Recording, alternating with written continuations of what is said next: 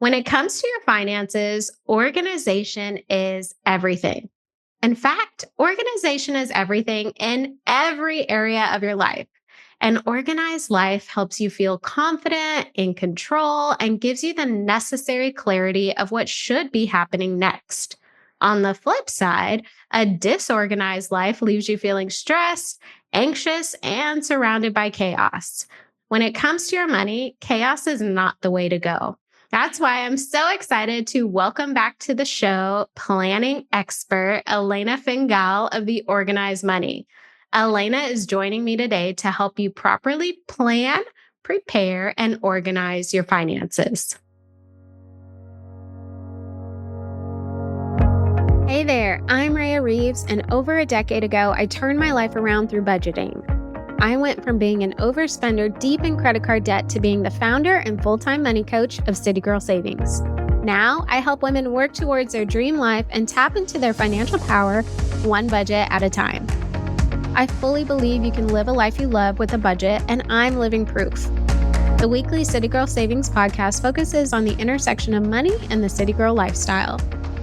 Join me every week along with some special guests as I share my experiences, advice, and guidance on navigating life and money as an experience-loving millennial. Now, Alaina is an accountant, certified financial coach, author, content creator, and founder of The Organized Money. She has over 190,000 subscribers on YouTube with millions of views on her videos, dedicated to helping women organize their life and finances. Alaina's mission is to help people plan a life that they love through their routines, get financially organized, and make money while they sleep.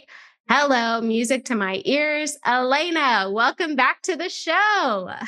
Thank you so much for having me. I'm excited to be here. I'm so excited to have you. I mean, this conversation around planning and organization, I think it's directly related to a person's success. And in fact, there was a quote on your website from Her Money founder, Jean Chatzky, that says, 72% of the organized are financially well off compared to 23% of the unorganized. So maybe we can kick this conversation off with your thoughts on why planning and organization is just so important to a person's success. Yeah, well, I can definitely say it's based on my personal experience. Anytime I would try in the past. In my journey, I've been on an organization journey since 2012. But back in 2012, when I started my journey, it started with my finances. I was pregnant with my first child. Me and my husband had been married for about 2 years. And at that time, I'm like, ooh, as I get prepared, I started nesting, I started cleaning, and I was like, ooh, I want to make sure that we are financially ready for having a kid. Well, the challenge that I kept running into is that every time I would create a budget, I would end up blowing that budget. And initially I was attributing it to, oh, I don't have enough money. I need to make more money so that's why my budget is not working.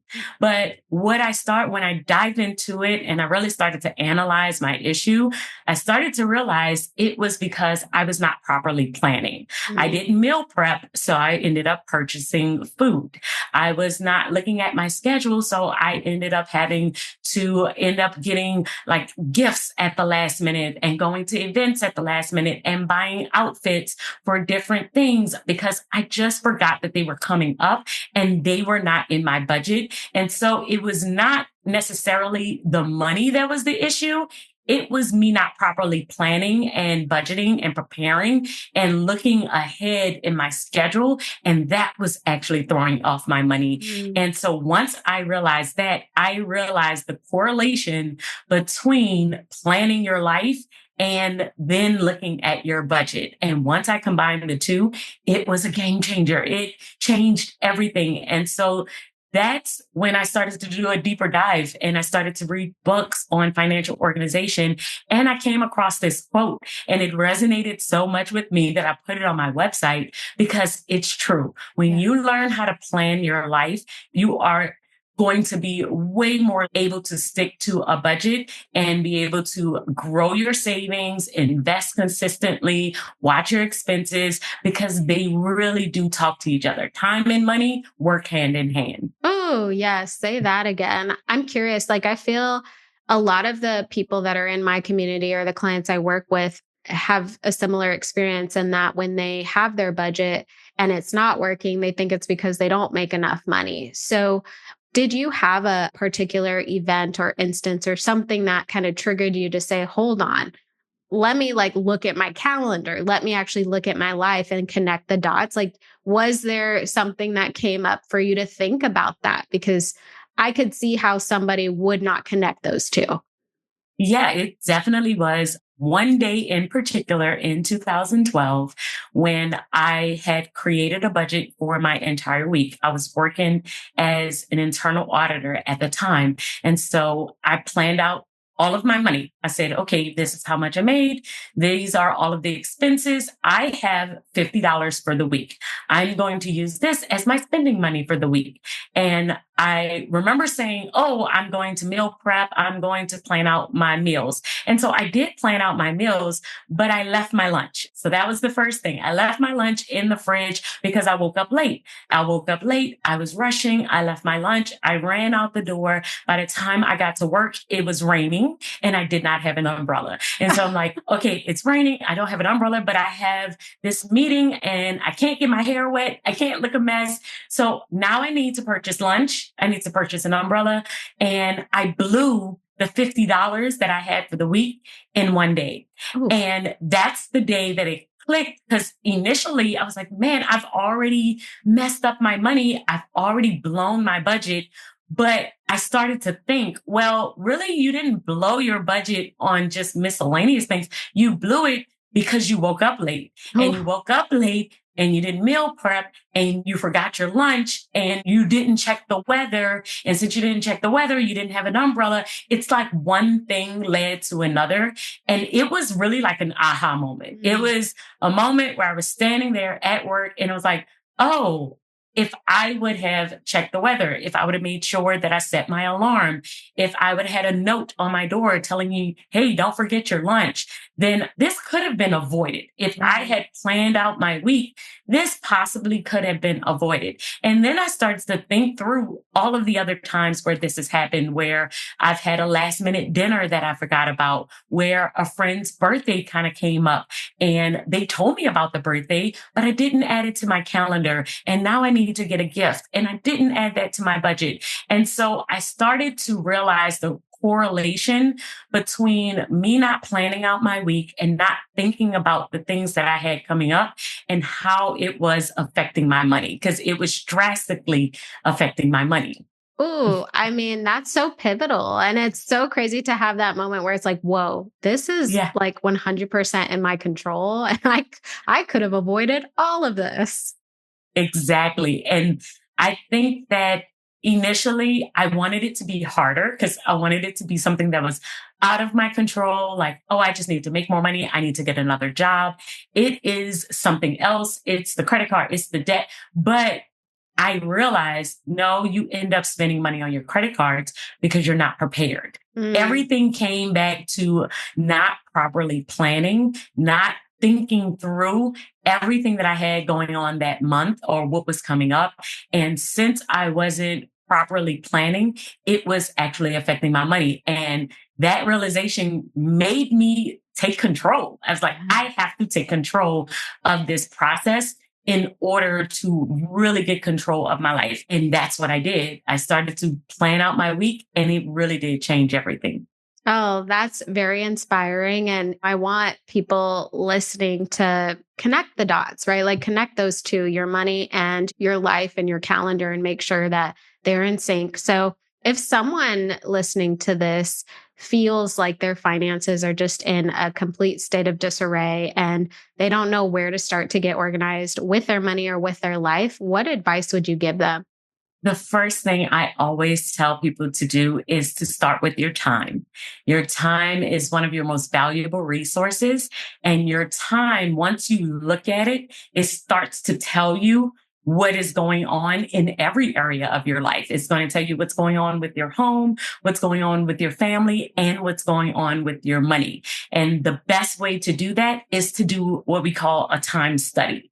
And it is not to talk about, like, when people like to plan, they will think about all the things that they would like to do. And that's what we add to our planner. But that's Yes. actually not the best way to plan. The best way to plan is to actually do a time study. How are you currently using your time? If Yeah. you're scrolling on Instagram, let's start there. If we are scrolling 9 times out of 10 throughout the week, I need to kind of map out what's going on so that we can make the changes that we need. Because many times we'll add things to the planner, but that doesn't mean that we're actually doing those things Right. that we have added to our planner. So I need to know what's currently going on so that we could change the habits that we possibly need to change.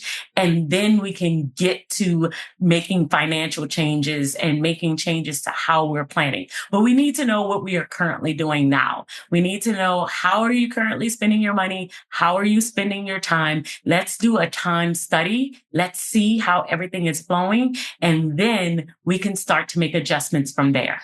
Okay, I think that's a great first step. So basically, somebody shouldn't necessarily be so focused on the money right now. Let's focus on your time and how you're spending it. So do a time audit. Do you recommend they do that for a week, or can you break down what that would look like for someone who's never done anything like that? So basically, I tell people, bring out a notebook. You don't need a planner. Keep it very simple. If you're not a writing person, keep it in your phone. Your notes app in your phone is perfect. And what we are doing is, for 2 weeks, every single day when you wake up, after a couple of hours, let's say in the morning, you may think about, how did I spend last night? And you might jot down what happened last night. And around lunchtime, what did you do in the morning? From 7 a.m. until 12 p.m., what happened? And how much did you get completed? Did you spend 2 hours doing something you wasn't supposed to do? Were you working? How did that flow? How was your morning routine? And then do the exact same thing throughout the day. So this is really writing down what happened after it has already happened. Mhm. And the best thing for you to do in this process is to not get focused on what you want to do so that you can write down those things instead. I Oh, want this to be as natural as possible, because what ends up happening is, sometimes because we know we're doing the time audit, we'll do all the things right, but that's not our actual habits. This is a process where we really need to know your actual habits so that we can adjust as we go, instead of creating this time block or this schedule that you're not actually going to stick to because it's not consistent with your current habits. right. And so if you write down things that are kind of going on for 2 weeks, then we can kind of get a really good feel of how your time goes. You don't want to do it during the holidays. You don't want to do it during your birthday. You don't want to do it when it is not a normal season. You want to do this when it's like a normal 2 weeks. This is usually how my weeks flow. And I'm going to kind of mark these down, and then we can look back. And Okay. then that's the best way to start making adjustments, because we need to make small adjustments as we go instead of trying to make really big changes so that we actually stick to them. Definitely. Okay. So I think, again, this is a really good stepping stone or a starting point for someone. So monitor your time truthfully, right? Don't just do things because you know you're doing a time audit, like actually monitor your time and how it's being spent. And we do this for 2 weeks. And then I don't necessarily want us to go down the entire path of like, what does the time audit tell us? But are there a few key things, Alaina, that people can look forward to change after they've completed their time audit?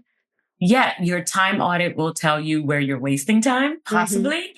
The biggest goal that it will tell you, though, is your energy management. So a lot of times, a lot of people plan time when we should be planning energy. You have flows of energy throughout your day, and everyone has what we call like a highly productive time frame. And we need to know when that time frame is. Some people are morning people. They will get up at 4:30 a.m. Some people are night owls. They will stay up late and they get a lot of things done in those nighttime hours. Some people, their energy fluctuates throughout the day. Mine mine fluctuates. So I'm not really a morning person. I'm not going to get up at 5 a.m., but around 9 a.m. to like 11 a.m., I am highly productive.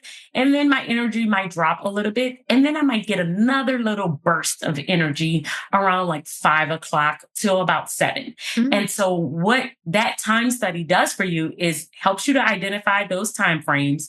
And then we plan around those time frames because we are able to see, okay, when can you get something really, like if you have a really highly productive thing that you really need to get done, this is the time that you Mm. need to do it. And the second thing it will help you to do is help you to plan when you should be budgeting, when you should be like really looking in at your money, because sometimes we will plan to look at our budget at a time that is not a high energy time.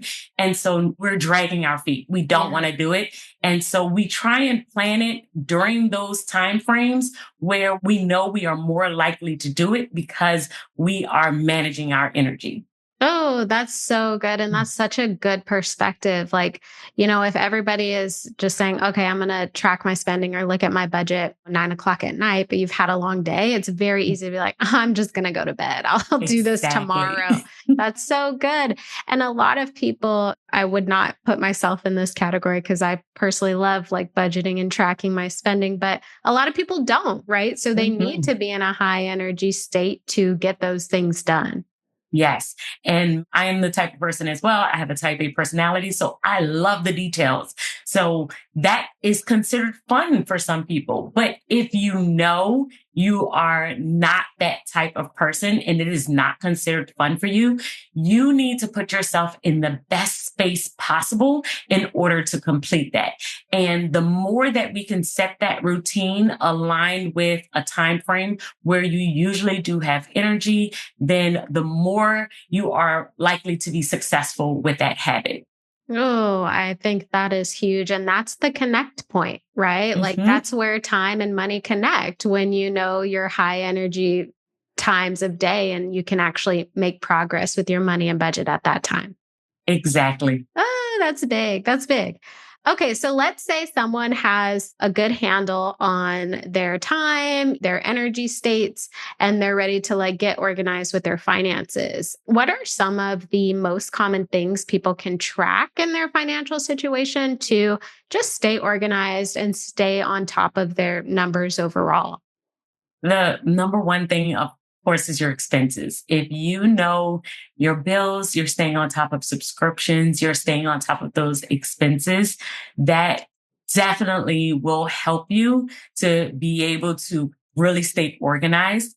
Another aspect of it is planning that time when you know other things are coming up. So Mm. sometimes the bills are easy because the bills, they're the same every single month. I know when every single bill is due. I know when I have to pay it. And so that part can come up pretty easily. But those variable expenses and those random events that come up, the wedding that you forgot about, or the gift that you have to get for someone's birthday, or the birthday, the anniversary that, oh my goodness, we forgot about this trip. We need to make sure we have money set aside for the trip, but we haven't started saving yet. Those things that kind of come up when life happens, those can throw off our budget the most. And so we don't end up pulling out that credit card, planning those things and really thinking ahead about those things and mapping out. I like to do like map out 90 days ahead of time. What is coming up in the next 90 days that may throw off my budget? Do I Mm. have any travel coming up? Are there any holidays coming up? Is there a birthday? Is there an anniversary? Is there a dinner that I might be invited to? Thinking through all of those things ahead of time, thinking through if I might need to purchase an outfit for an event, those expenses, you can start preparing for them ahead of time. And I like to prepare at least 90 days ahead of time. And I start stashing aside some sinking funds, a little bit of money here and there for those things so that they don't throw off our budget. And the goal here is not to have the entire amount. Let's say if you're going on a trip and you say, well, I need about $500. There's no way I'm going to save $500 in the next 30 days for this trip. Save what you can because it's easier to budget $250 in your current budget for the month than it is to add in another 500. Yeah. So I tell people just get as close as you possibly can because it makes it easier on your overall budget. The more you plan and the more you kind of prepare for those types of expenses. Okay, so that's super helpful. So obviously being organized with like your normal bills and expenses, like always have a standing list, right? So you know, no matter what, this is what's happening, but also maybe on like a quarterly 90-day basis, doing a look at what's coming and having a list of expenses or savings or things that need to happen within those 90 days to help you prepare for those things coming in 90 days. Is that right? It's yes. And Okay. setting aside a routine of when you're going to do that. So for me, every Friday before the next quarter, I set a time on my schedule and it's a 2-hour time frame that I will add the Friday before a new quarter begins. And that's the time where I'm going to look at the next 90 days. And so you need to add this to your calendar because I promise you, you're going to forget Yes. and try and add it to your calendar at the beginning of the year. So I'll say, okay, January, February, March, at the end of March, what's the last Friday? Let me see if I can schedule for the next 90 days. And I will add a time block onto my calendar that reminds me to kind of look at the next 90 days. And so this is a part of your routine, and having routines around your money is one of the best ways to stay organized, Yeah. just as important as looking at your expenses, because that routine kind of builds up that habit that helps you to look at the exact same things. Every single time I will look at my expenses that's coming up for the next 90 days. I will look at how much I need to save for the next 90 days. I will look at how much debt I could possibly pay off in the next 90 days. And doing this over and over every single quarter definitely will help you with your money overall.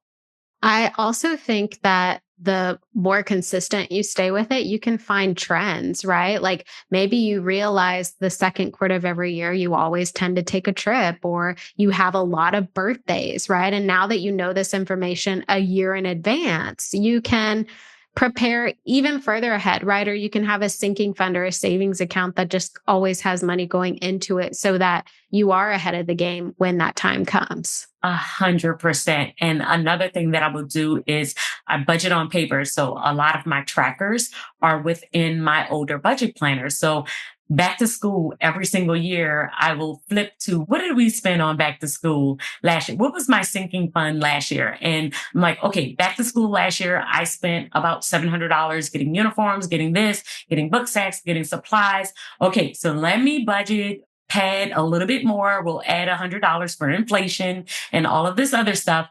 But let me make sure I am saving around that same amount because that's what I spent last year. And so you're able to see trends. You're able to see, okay, how much did I spend each quarter? How much did I save? How much did I need? All of those things are going to help you for your future planning. Oh, definitely. I love that you said that because it can be very easy for people to start over every month or start over every year and get rid of their budget or anything from the past. So we definitely want to keep that information to help us plan for the future.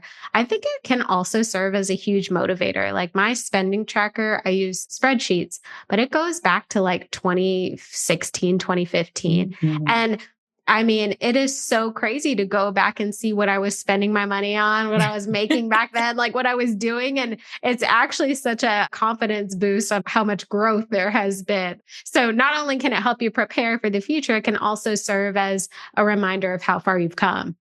100%. You can look at your overall net worth. Like I've done this. I've looked at investments and I'm like, oh my goodness, we are doing so much better. And a couple years ago, I really felt like I was on track, but looking at what you've done in past years, it helps you not to be as hard on yourself for the current year.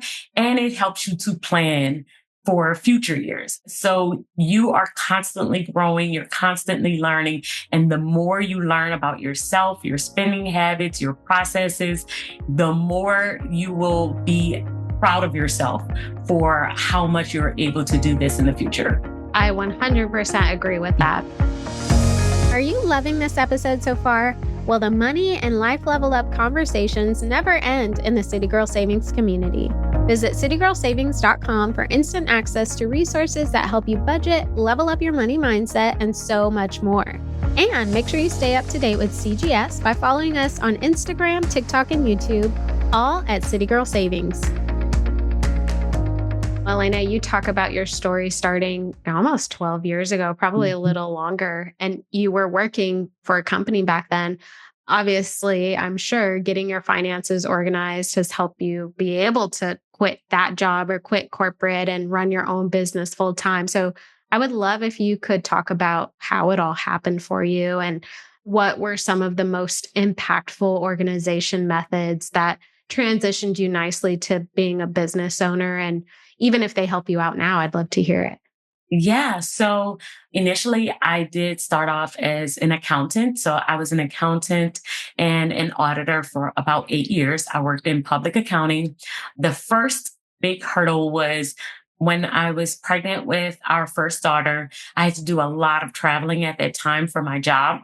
And after I gave birth to her, I was like, oh, I don't want to travel as much. And so I started the organized money around that time because I was like, I know I have a goal of working for myself so I can be home. Like I really wanted to be home. And by the time I had my daughter and then I had another daughter 2 years later. And so I'm like, I really want to make sure that I am home as much as I possibly can. So that was definitely a big motivator for me. And so I was saving money and I was putting money aside. I was starting my budgeting journey. I was really, really focused. And there were a couple things that really helped me on my journey. I started a YouTube channel in 2017. And when I started my YouTube channel, the goal was to just like have it as a hobby and maybe make some extra money that would help me with my debt-free journey. And I started to see how many people resonated with my correlation between planning and money and how many other paper planners there were out there. I actually thought that paper planning was very antique of me and that not many people did it. And I found this community of people who were like, no, I love paper and I'm just as into stationery and paper as you are. And I was so excited to find that community. And about 2 years later, I started to realize like, wait, this could be my thing. This could definitely be something that I end up doing full time. So I started to get super consistent by adding in a business planner. So I have a work planner, a social media planner, and I said, okay, you know what? I'm going to post at least 3 times a week to my YouTube channel. And so that was my goal. And I started to do it. And I used my planner to track when I was going to film, how often I was going to do it, if I could batch film and do like 3 or 4 videos at the same time and kind of map out my content schedule at that time. And after doing that for about 3 years, I hit 100,000 subscribers. Once I hit 100,000 subscribers, then I noticed that income started to increase and I really started to see that this could be something that I ended up doing in the long haul. And when I decided that, maybe I could take this seriously, 2020 happened. And my job cut my income up by 50%. And so I love to say that, oh yeah, I made the decision, but I was kind of pushed into it. And when it happened, I was like, oh my goodness, I don't know what I'm going to do. And I'm like, wait, I actually don't think this is going to be as bad as I thought. I ran the numbers. I started to look, I'm like, okay, I do have to cut back on some of the things that I'm doing, but I might be able to make this work because I couldn't go out and get another job. It was 2020. It was a pandemic. There was nowhere for me to go, but to focus in on what I was doing. And so I focused in. And by 2021, I realized that I did not have to go back. And so since then, I think it's been about 4 or 5 years since then. And I have been completely full time and I have loved every single moment of it. And I would love to say that, oh yeah, I made this conscious decision that I was just going to step out and just do my own thing. That was not my story. I was kind of pushed, but I'm so happy I was pushed because it was a realization that I could bet on me. And I'm not sure if I would have bet on myself if I was not pushed. How inspiring. That's like the universe saying, Alaina, get out there. You're not making the decision on your own. It's going to be made for you, but it'll be worth it. Exactly. Yeah. I think that I'm not a risk taker. I'm super against risk. So the stability, I'm like, oh no, I'm going to do both forever. I'm going to do all of this forever. And I liked my job. It wasn't a bad job. I was like, oh, okay. Once I found a position where I didn't have to travel as much, I'm like, this is good. Yeah, I can do both. And I think that sometimes God would just be like, nope, get yeah, out there. You're going to do it. I'm going to push you out there and make you do this. And absolutely. so that's what I did. Wow. Okay, I got to know. So you said you set up a business planner and your social media planner. Do you still follow that same planning process like now that you're A full time? 100%. I live by it. I have a content planning schedule. It's the same way that I do with my finances, where I'm planning out 90 days. I do the exact same thing with my content schedule, with my business. I plan out 90 days. The one thing that I have learned being an entrepreneur is that when I had a boss, my boss kind of gave me the structure and told me what to do. And now as an entrepreneur, I really have to provide my own structure. And so I have to kind of push myself and say, no, you have to hit this deadline of mapping these things out. And you got to do this. And it's me talking to me, but my planner, I use it as almost like my boss, my Yeah. guide, my organized mind, my second brain. It is the thing that's kind of telling me, hey, you didn't make this deadline. You need to do this. And it really does keep me structured. And it really has helped me so much with my business. I know that I would have not grown or been able to accomplish what I've been able to accomplish without it. I Mm. 100%. That's huge. I feel the same way. My, I guess, task management system is Asana. So again, I'm a digital girl. And I mean, I feel like if I didn't have Asana, I wouldn't know what I'd be, I'd be Yeah, like, what do I do today? But I look at Asana, I'm exactly. like, oh, okay, here's my focus. And I think to your point, there has to be a time where I have to like put my future in Asana, right? So I know what to do on a daily basis. And I think whether you're paper, whether you're digital, you have to have that like planning time to make sure everything is thought through and accounted for and where it needs to be so that you can remember to get it done. 100%. I think that might be number one on the planning schedule or thing is when are you going to plan? I know Yeah. so many people who are like, I'm not using my planner. I'm not using your planner. And that's the first question I ask. Well, when do you plan to plan? And they're like, plan to plan. I'm like, yeah. When are you actually putting on your calendar that you're going to look at your calendar, that you're going to schedule out the next week, the next month, the next quarter? When do you do it? And 9 times out of 10, they don't have a time. Ooh. And that's why they aren't planning. Ah, that's so funny because I was just going to tell you that a lot of people in the City Girl Savings community like love planners, like have so many, but they purchase the planners. It's pretty. They use it for a couple days and then like it's in the trash until next year. So like I think that's huge, like planning when you're going to plan. So I'd love to dive a little deeper on that and pulling the thread through what are some other ways people can stay consistent with their planners that they spend money on. Yeah. So there are 3 things that I usually realize. And we've talked about this is outside of not planning when you're going to plan. That's probably tip top. That's step 0. We got Number to know one. that. But other than that, I will also say with the planner itself, how easy is your planner for you to use? I do believe that some people are like, oh, this planner is so pretty. I love paper planners. I love the way that they look. But at their core or at their heart, their brain works better digitally. Mm. And you just said that, like, I can't live without Asana. And sometimes I think we just love the look or how other people's look. And we're like, yeah, I want to do it because I've seen this person do it and it works for that person and it looks pretty, but it is not clicking with your brain. Your brain doesn't like it and it's not easy for you to use. So you're not using it. Mm. So that's the first thing is you got to know, is it easy for you to use? Does your brain like it? Is it going to work? The second thing is it simple? Do not create a super complicated planning routine. If your planning routine takes you 3 hours, you're more than likely not going to do it. That is not a realistic daily routine, daily planning routine.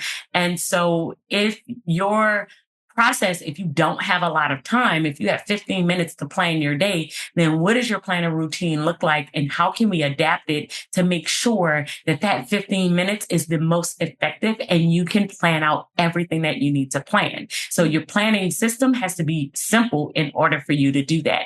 And the third thing that I believe really affects us is our seasons of life.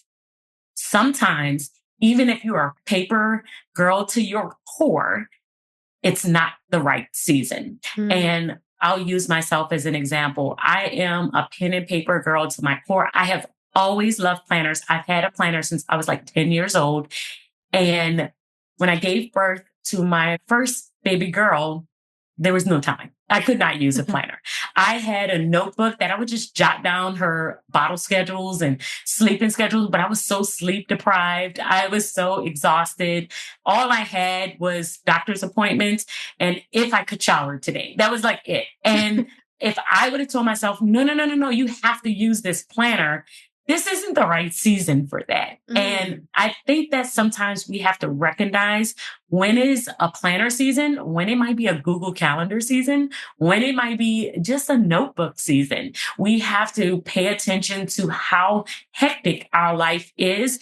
And if you are currently working 12-hour shifts and you go to work at 7 a.m., you get off at midnight, it is one thing to the next, and you are so overwhelmed, then you may need to just keep notes in your phone for now and just kind of plan on the go instead of trying to develop this full planner system where you can write everything down.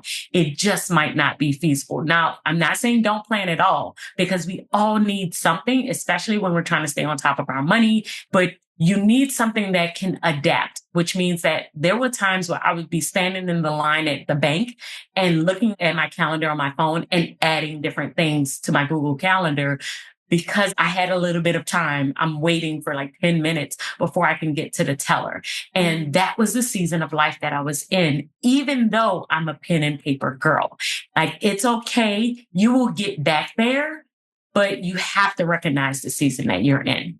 Oh, I think that's huge because it's so easy to have this all or nothing mentality. Like, if I love planners, I always have to use planners and that's just how it has to be. And it's like, give yourself some permission to be fluid and flexible and adjust and change with the season. And if you love planners so much, you can get back to it. It doesn't have to be this or that.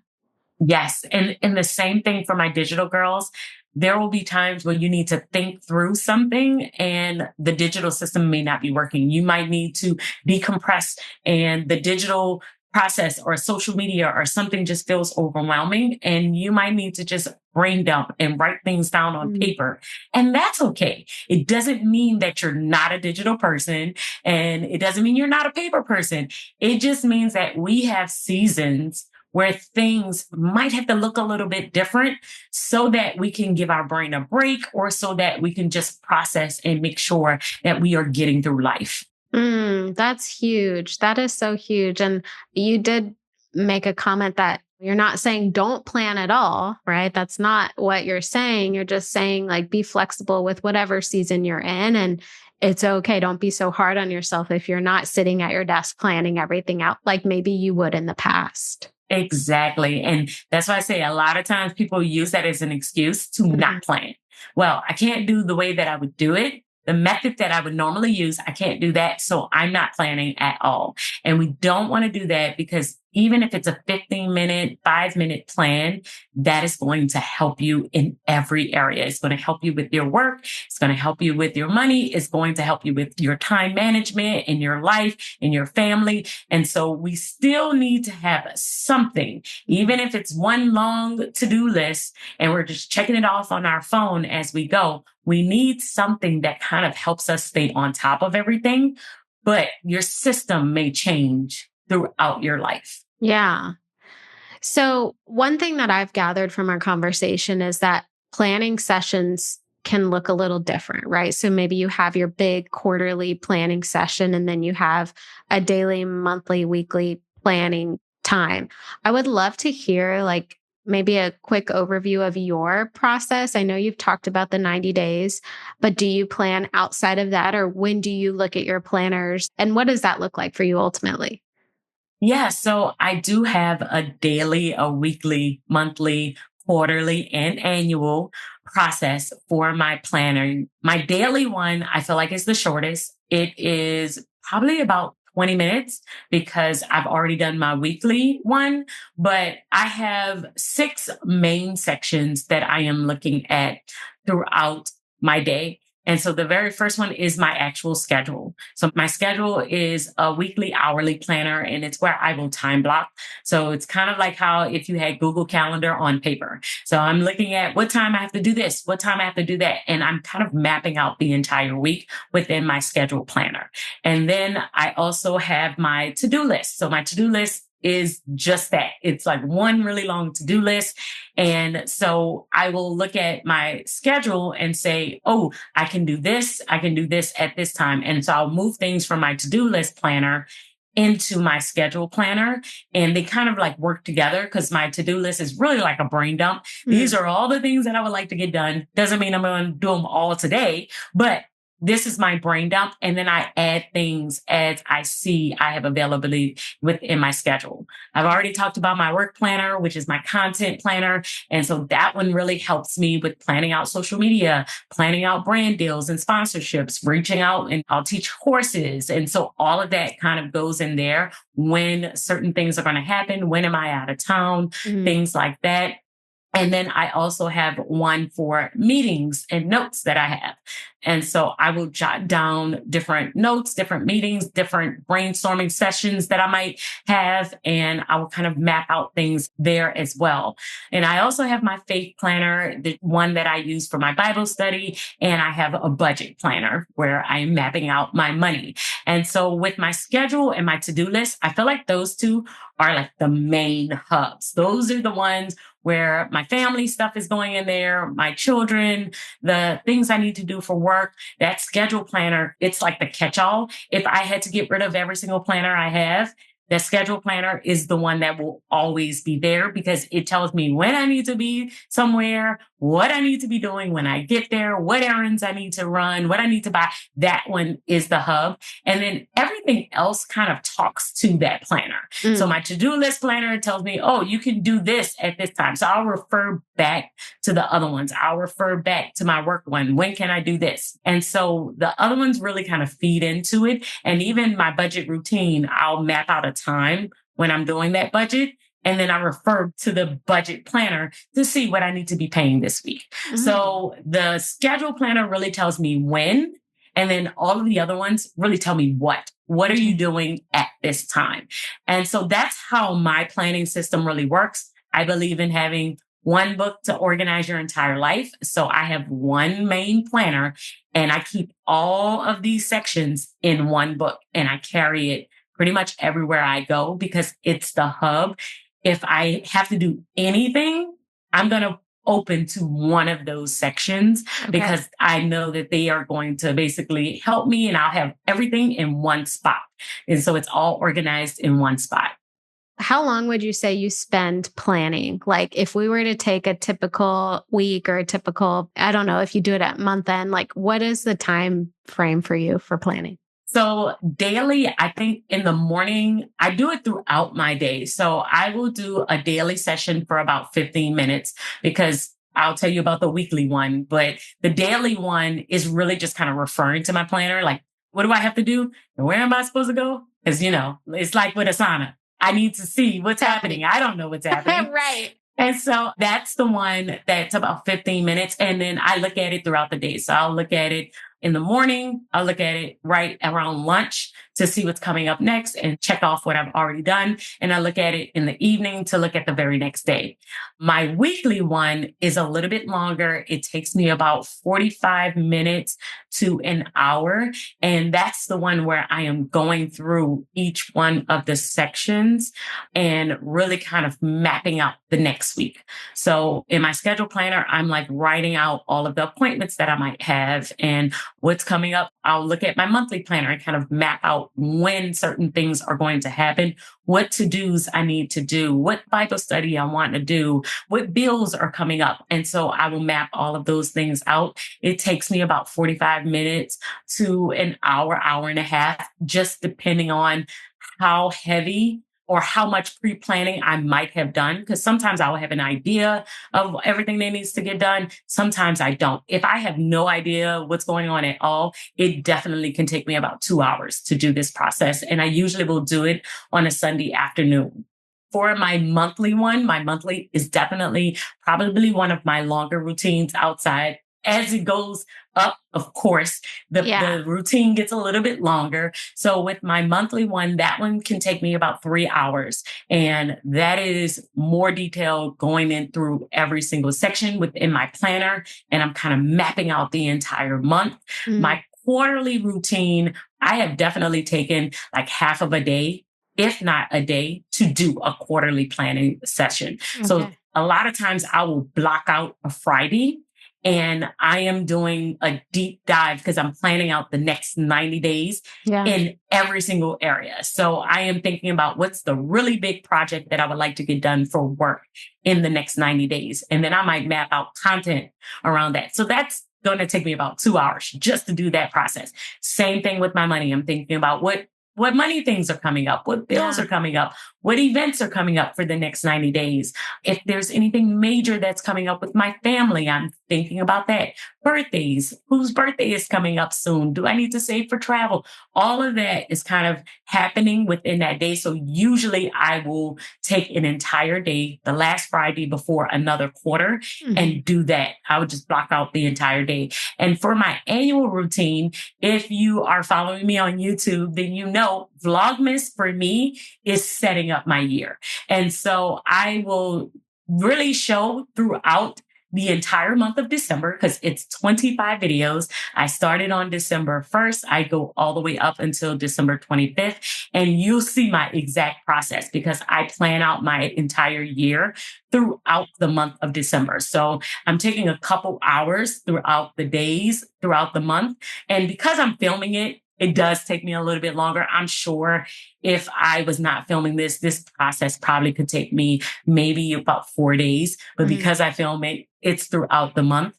And I am talking about every single routine. I'm like kind of looking at a high level to see how are things working for me? Is this routine really working for me? Is my money routine working for me? Do I need to change anything? How do I feel about every area of my life? Spiritually, mentally, physically, relationally, financially. How do I feel about all of these areas? And do I need to make any changes for next year? And so that is that annual planning process. And that's when I will make changes if I need to. Wow. I think that was incredibly helpful. And I think, everybody's situation is a little different too. Some people don't have businesses, some people don't have families, right? So like their planning routines or processes may not take as long, but 100%. How incredibly helpful. You broke down daily and what that looks like, weekly and what that looks like, monthly, quarterly, and then annually. And it's so interesting because like the work you do from an annual, then to a quarter, to a monthly, to a week, really tells you what the day looks like. And that's why the day only takes 15 minutes to go through your planner because everything should already be in there from your other routines. Yeah. And even with my planning system, so I have clients who only have two parts of my system. We call it the life and money planner because it's only two sections. It's your life and your money. They have a weekly, they have a schedule, and then they have their money. And then that's it because they don't need all of those other sections. That's why I say it's not necessarily that you have to have all of these sections and you have to have 6 because that may be too complicated for your life. Right. But then I have another client who has the 4 sections. Yes, I need about 4. Mine is 6. So it really just depends on, like you said, do you have a business? Are you working? I also have a church. Me and my husband pastor a church. So it's like, do you have that? Like you may not have all of these things. If you don't have kids, that's another layer that you may not need all of these different sections. So knowing what's going to work best for you and your family is like the first step. What do you need to plan? What's important to you? And then how do you need to see that on paper? Oh, that's huge. That is so incredibly helpful. I'm inspired myself. I'm like going through my brain. I'm like, oh, I need to change and tweak this. And yes, that's super inspiring. So, Alaina, I would love if we could maybe finish with your top 2 or 3 tips for planning your life, but also planning your money. So, in case someone's listening and they really want a financial focus, your top 3 tips for each of those. So planning your life, I definitely feel like you need to focus in on making it as simple as you possibly can.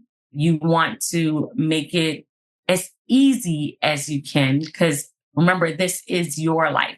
So try your best not to get zoned in on any one system. I tell my clients all the time, let's not think about my system. Let's think about your life and your system, like what's going to work best for you. And I think that if you focus in on those 2, it will definitely help you.